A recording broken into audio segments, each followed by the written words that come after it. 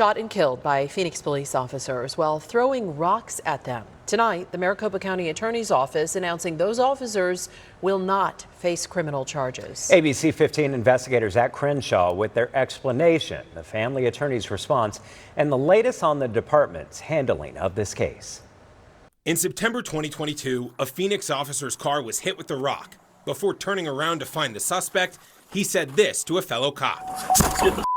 Seconds later, that officer and another fired multiple shots, killing the 34-year-old Ali Osman, who family says had mental health issues. Osman was lying on the ground before the third officer could even get out of his car with his less lethal shotgun. Could things have been done differently that everybody would have gone home that night? Maricopa County Attorney Rachel Mitchell implied the answer is yes, but said that's not her job to decide. I'm not looking at their policy again. I'm not looking at this administratively. I'm looking at the law.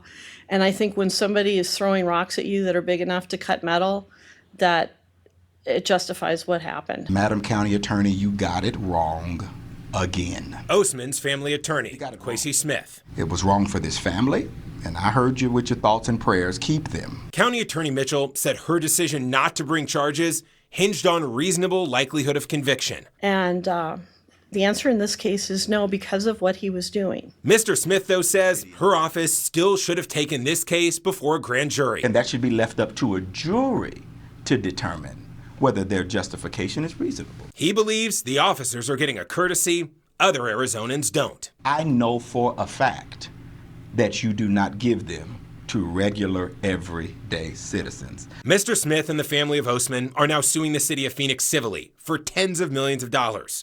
But he says that money will never send the same message as criminal charges. The $2, $3, $4, $5, $6, $7 million check that they'll write to reconcile these kinds of cases, this isn't their money.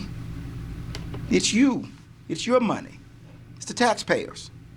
This is not sending a message to anybody because nobody's prosecuted for conduct in the case.